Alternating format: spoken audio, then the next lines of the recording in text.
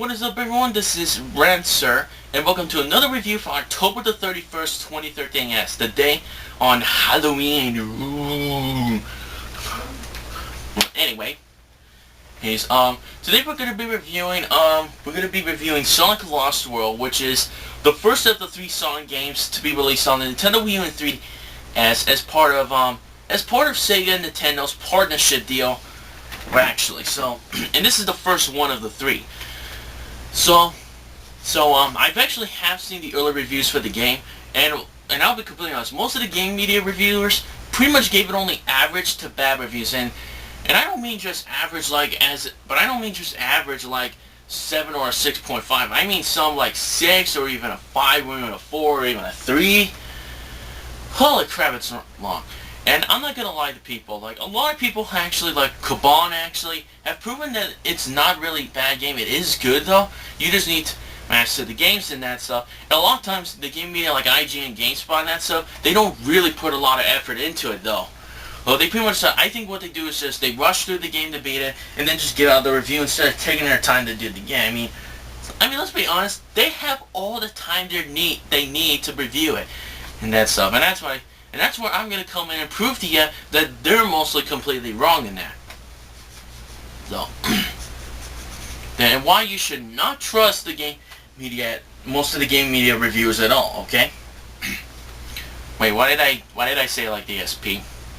Anyways, so let's talk about the story of the game. What did I personally think of the story?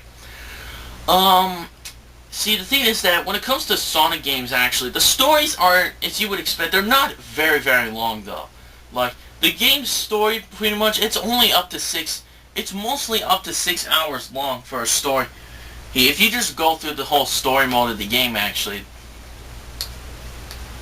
And so, that's that stuff. Now, don't get me wrong, the length doesn't bug me. A lot of platform games nowadays have stories and that, whatever, that pretty much don't last very long, actually. Like, when you beat the main campaign or whatever, it's usually only up to 6, if not up to 8 hours long, depending on how many worlds and that sort of stuff.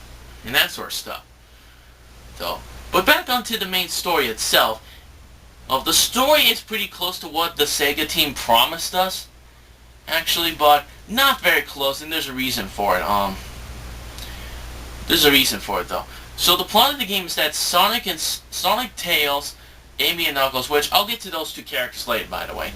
They pretty much have to save these animals and capsules that have been captured by Dr. Eggman by saving them. However, later on in the game, you've realized that Eggman is working together with 6 enemies known as the Deadly Six. And so they work together. Or however, the Deadly Six actually want to destroy Sonic under Eggman's orders and that, and they actually want to get rid of Eggman so they can try to destroy Sonic's world. That stuff, and that's when you find out that and then you finally realize that Eggman is holding a shell called the conch shell, which pretty much makes a noise that's so bad in that it even makes the Deadly Six tumble to the ground to obey his orders. So if they disobey his orders or try to hurt him, as long as Eggman holds the conch shell, he can pretty much control them and that stuff. And then later on, even more, you realize that if the Eggman doesn't have the shell, the Deadly Six have the ability to control, actually, yes, and I'm going to say they have the ability to control the mechs, actually, of Dr. Eggman's robots. And then from there on, you have to fight the Deadly Six and work together with Dr. Eggman. Actually, now there is one thing though I do want to point out though when it comes to the story though, and this is a question that I've been asking ever since I started the game.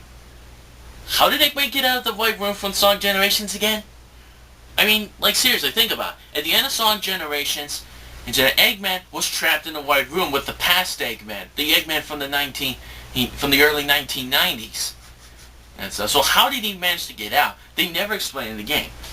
Now, there is one theory I could say though. I think maybe the story might take place, but might have maybe taken place before Sonic Generations, and that stuff. That's what I'm thinking though. I could be completely wrong about that though. Supposedly this game is considered a Sonic, a sequel to Sonic Colors though, but actually, And I have played Sonic Colors. It actually is a good game though, but we're not going to talk about that. So now there are some likes about the story I do like though.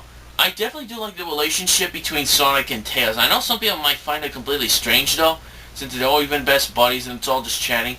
But here when it comes to this, ever since Eggman joins together with them, the relationship has mostly been growing apart because Sonic actually is trying to not piss off Tails, and Tails gets really mad about it. Actually, and Eggman comes in. And what I also like about the story is how Eggman actually you see a softer side of Eggman, that he actually saved the Tails and Sonic later in the game. And that's pretty much it. And especially the Deadly Six actually. For the Deadly Six actually, you get it's the Deadly Six. They are extremely threatening, by the way. They're really threatening villains. Actually, like, not really the best villains though, but at times they can be very threatening. Though, and they each have their own personalities, but we'll get to them later. The one thing I will say I feel kind of confused about is that, are they trying to aim an environmental message in this? I mean, let's seriously think about it. They're trying to save animals. Eggman captures the animals to make the robots. Actually, he uses a machine that takes away the world's energy, but not all of it. Uses it to power up his machines. And now Sonic and Tails have not only saved the animals, but also return energy and life on the world. I mean, wait a minute. Is Sega trying to aim for an environmental message here? And that's kind of, in my personal perspective, that's kind of what it feels like. It feels like as if they're adding an environmental message or something inside of a Sonic game. And even if it was, though, it's executed poorly, though. But I'm just saying that's if that's what they were trying to do with the story of the game, though. But that's just personally me. So personally, for the story-wise, I do think it's good at times. But like most Sonic games, they're not always great, though. This one is good, though, at times, just not great all the time. Now for the presentation, which is pretty much like the graphics of the game. Hold on, sorry. I'm a bit tired, so sorry. So, when it comes to the graphics, I'm not gonna lie, the graphics is pretty much the highlight of the game. That you got very colorful graphics, extremely smooth, and like Wonderful 101, extremely smooth 60 frames per second. And let me see, you also got, you have also very good level designs as well. Very good level designs, and the design on the characters is pretty much cartoony, but for Sonic games that is pretty common, and a lot of people usually like that style for them. Actually, instead of the sort of the realistic style in that. So I do like it in the cartoony style, but not up to the point where it turns off a lot of people or anything like that. Yeah. Especially the background design. The background designs are actually really good too. If there is one thing I would say I do have that's kind of been mixed though, it would be some of the level designs on mostly the last couple worlds actually. Now like I said though, the level design is good, don't get me wrong though. True, it may look like rip-off of Mario Galaxy though, but you know what? So what? Just because its level design is a copy of other games, like even from the Mario games, that doesn't make it a complete rip-off and say it's a bad game. That does really make it true. And so I wish a lot of people would stop complaining, saying that the level design is bad just because it's a copy of another game. It would clearly, and they're just doing it for the level design of the game. No, in fact, Sega actually did this as like a tribute to the games, for the game, because that's what it's like. No, so personally, I really like the presentation or graphics of the game. It's actually very good. Yeah, especially the design on the Deadly Six is actually, I find pretty interesting, but, so, pretty much, I like the presentation and graphics a lot. It's pretty much the highlight of the game, in my opinion. When it comes to the gameplay, on the other hand, I'll definitely say this, though. The gameplay in this game is definitely slightly better than the previous Sonic games. Like the controls are the controls are actually a bit more better now that you can actually, control Sonic easier now, because that's the one thing that a lot of these reviews and the previous Sonic game reviews have said, that it's still extremely hard to control Sonic in that And they need to tone down. Then finally Sega decided to do that for this game, but still trying to make it fast-paced as possible. And then the reviewers are complaining about it. It's like, what? But you just said in the previous Sonic games that you wanted the controls to be better so you could make it easier to control. And now all of a sudden you complain about it just because it's not fast-paced? I mean,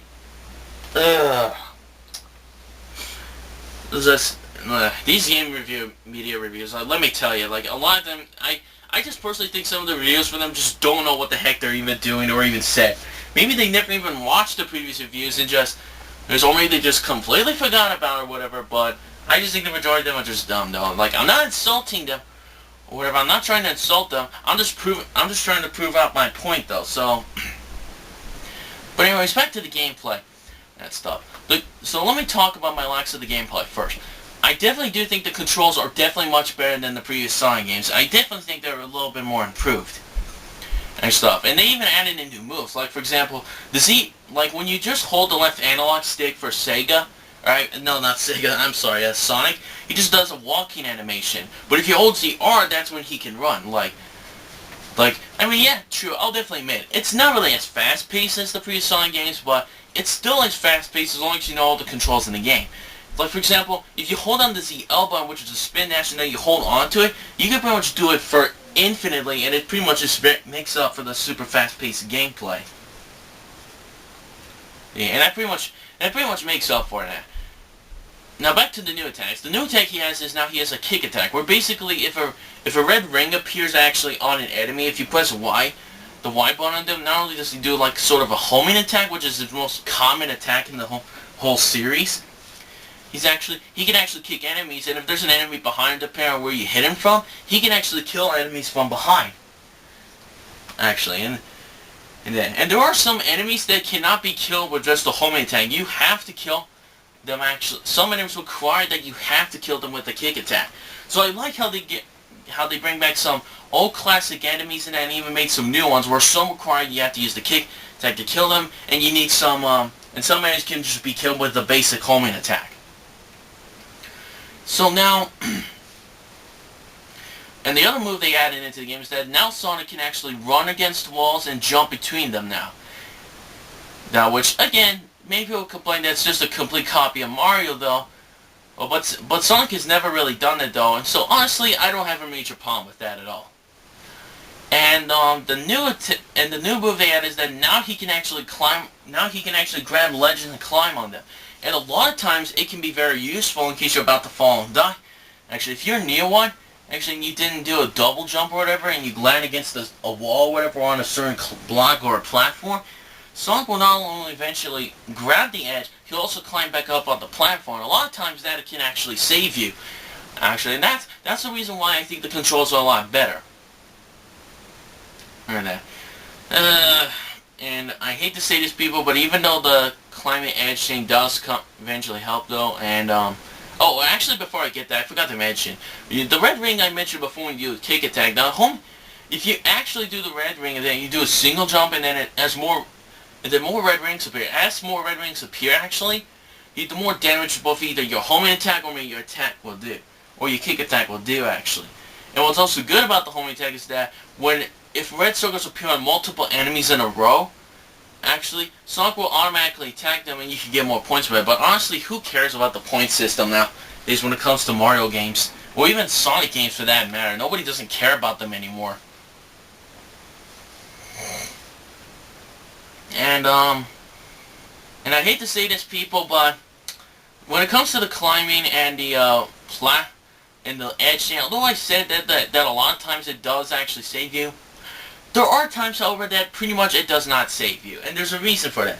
There were a lot of times in the game that I had to try to get away from a giant boss, actually, by trying to climb on the edge. But what usually happens is that a lot of times he goes up at walls I don't want. A lot of times what happens is that I usually get killed because of that, because I'm not doing what I wanted to try to do.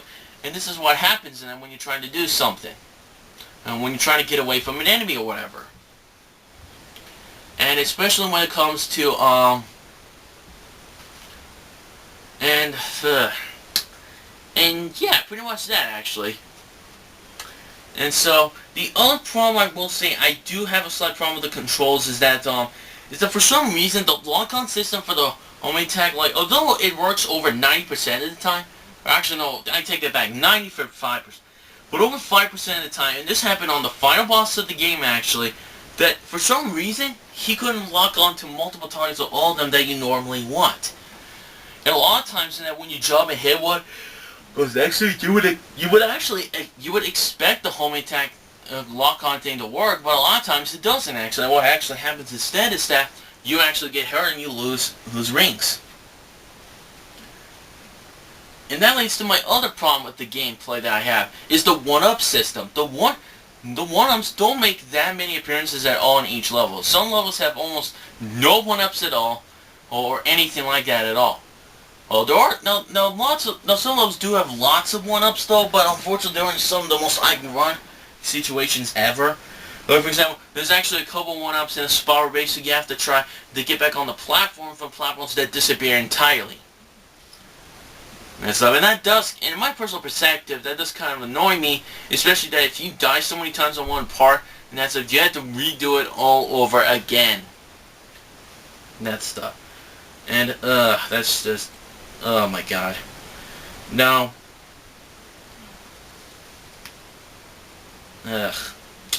Now, and my other biggest major gripe of the game, my biggest other major gripe for the game actually, before I get in actually, I want to talk about my second big gripe, is that it's definitely classic Sonic gameplay, and I admit it though, it is classic Sonic gameplay. True, it's not as fast paced as the other game, but like I said, when you master controls and then use the spin dash for the majority of the levels actually, you can actually use it actually to pretty much get through the level pretty quickly. And it is also a platforming game, by the way. And keep in mind, Sonic did not start off as just a simple, fast-paced game. Actually, it's also a platforming game. Like, why did you think Sega back in the early 90s made Sonic actually as a mascot for their company to compete with Nintendo's Mario and that stuff? They made it a platform game just like Mario. Oh, but what they did for the Sega Genesis actually back then was made the term blast processing, which doesn't really exist, by the way.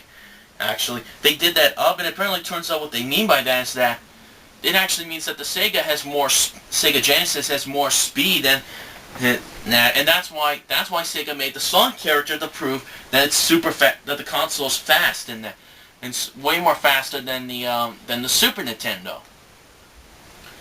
That stuff. Now, I will say though that the gameplay is mostly a mixture of both speed and platforming. And you can definitely tell by the levels. The 3D levels are mostly meant for the speed gameplay, while the 2D levels actually, or 2D parts of certain levels actually, are pretty much meant for platforming, not meant for speed. Though. Now they can be speed though, you just have to be careful where you go to though. And I just want to point that out though.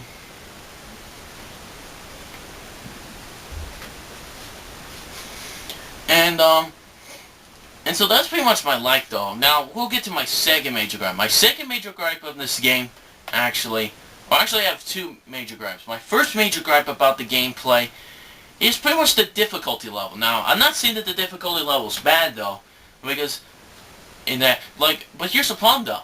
It spikes to insanely hard difficulty level for almost too quickly, and then for some reason near the end actually it somehow goes back to being very easy. Now, here's what I mean. The first 2 or 3 levels, the first 2 or 3 worlds, they're pretty easy, very easy, just like most platform games. The first couple worlds are easy. But then you get to the 4th world actually, for some reason it got insanely hard too fast actually. Like worlds 4 and 5 got too hard way too fast. And then you get to the last 2 worlds, and those are like easy. It's like, wait man, do you want this to be an easy game or a hard game? Like, and this is the one thing I want to point out though, when it comes to difficulty level of games. Now keep in mind though, I do like challenging games actually. I do like challenging games that challenge me. But here's the thing though, there's a difference between an instantly a fair challenge and an unfair challenge. Unfair challenge is when a game actually, when you're only into a couple levels or whatever in each game, that stuff. But then but then the difficulty all of a sudden spikes up to be instantly way too hard throughout the rest of the game. That stuff. The fair challenge on the other hand is the one that I prefer. The type where basically the game starts off easy, but it gets harder, but it gradually gets harder as the game progresses. Isn't that? When it comes to Sonic Lost World, it's pretty much the unfair challenge type thing. It goes easy for a couple worlds, way too hard, way too quick in the next couple worlds, and all of a sudden it goes back to easy last couple worlds. Though, but keep in mind, like I said, that's just my personal opinion though. And I could be completely wrong about that, but that's just my perspective. My other major gripe now, in my personal perspective actually, this is probably my biggest negative towards the gameplay. My biggest negative toward it, actually, are the bosses. The bosses are possibly some of the most pathetic, easiest bosses I've ever played in a Sonic game ever. Like, I'm not kidding you. The Deadly Six, despite the fact that they may seem deadly because of their personalities or whatever, they're not deadly pretty much as bosses to honestly. Like, they're all pretty much very super easy. I will say, now keep in mind, I will say the only character I will say that is hard though would have to be the emo guy. Actually, during his second phase, the first time you fight him and that stuff. I will admit he was hard though. He was a hard boss actually, and that was pretty close. And that was pretty much on the last couple worlds of the game actually. But like I said though, they're mostly way too easy actually. They're mostly way too easy. You can pretty much beat the bosses within only a few minutes of each game, as long as you just know the pattern, because they just repeat the same one over and over and over again. Just the same exact pattern, and they don't change it at all just to try to add in some bit of challenge into them. And that's pretty much for gameplay-wise. Those are my major flaws. Now, like I said before, there are some good things about the gameplay. It is pretty good. I mean, don't get me wrong though. And the gameplay at times is good. Don't get me wrong. The controls are better than the other Sonic games. You can control Sonic easier now. And the gameplay is still classic Sonic gameplay. You just need to get used to the controls to understand that. Now there is one thing I do want to forget to mention though. I do want to mention in terms of gameplay is the replay value. Now, I'm not going to lie. When it comes to the replay value of the game, there's a good amount because like Sonic Colors, in each level you have 5 rings. You have to collect them all, and you also got a hidden world you unlock if you beat the game. Actually, and you also get to unlock circus stains, which the circus levels are pretty much used to collect more animals because some levels require you to collect more certain rounds. Like, that's pretty similar to Super Mario 3D Land, where you have to collect gold rings to actually access more levels of the game by simply going back in there. But like I said though, no, I'm not gonna lie. Although I do give them credit, at least the replay value keeps you occupied throughout the game. Like, but here's the thing though, the replay value I personally find after trying to get as much rings as I can, like the replay value can pretty much last you up to 10 hours. It's not depending how long it takes you to get them all, maybe up to 10 hours. And oh wow, holy crap! I just wasted. I still have a minute left, so I'll actually.